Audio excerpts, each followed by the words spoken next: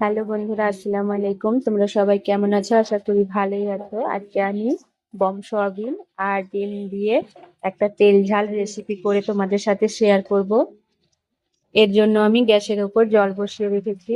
এখন আমি সয়াবিন গুলো 10 মিনিট মতো ভিজিয়ে রাখবো। সয়াবিন গুলো কত বড় বড় দেখো।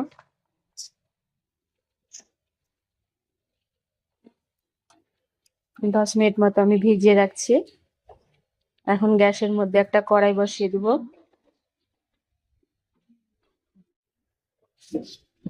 কড়াইয়ে আমি দিয়ে দিলাম তেল। আমি ডিমগুলো আগে থেকে সেদ্ধ করে সুন্দরভাবে ছিলে রেখে দিয়েছিলাম। এখন ডিমগুলো আমি লবণ আর হলুদ দিয়ে ভেজে নিব।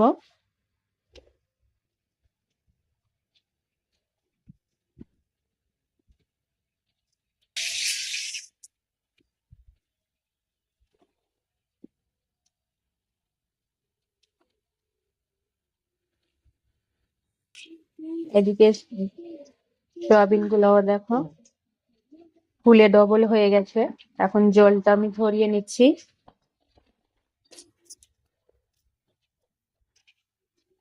ডিমগুলো ভাজা হয়ে গেছে, উঠিয়ে নিব।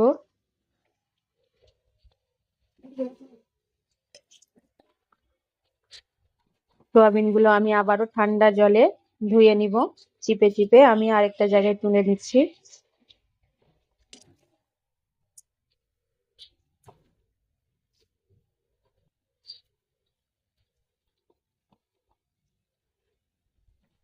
এদিকে তেলের মধ্যে লবণ ও হলুদ দিয়ে দিব।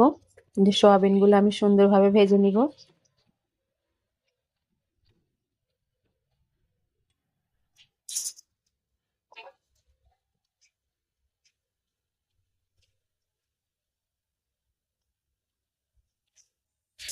এর মধ্যে আমি কিছুটা আলুও ভেজে রেখেছিলাম।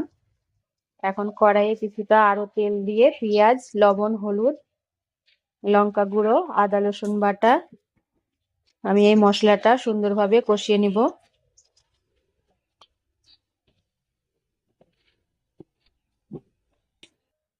মশলাটা আমার সুন্দরভাবে কষানো হয়ে গেছে।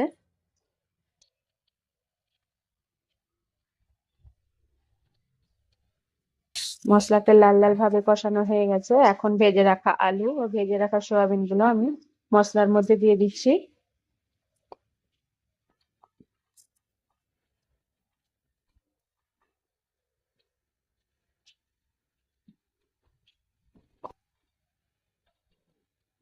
এখন ভালোভাবে কষতে থাকবো।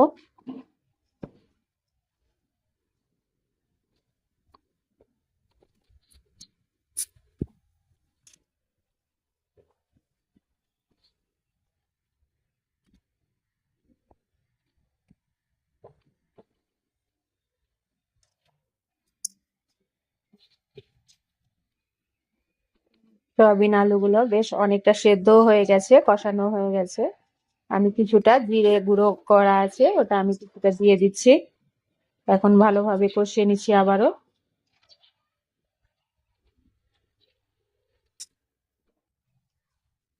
এখন আমি জল দিয়ে দিব। আমি আগে থেকে গরম জল করে রেখেছিলাম।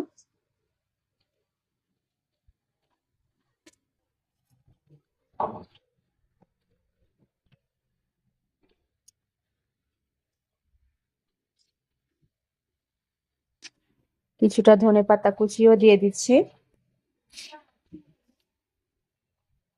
আমার ঘরে করে রাখা গরম মশলা গুঁড়ো, সেটাও অল্প ছিটিয়ে দিলাম। ভেজে রাখা ডিমগুলো এবার দিয়ে দিব।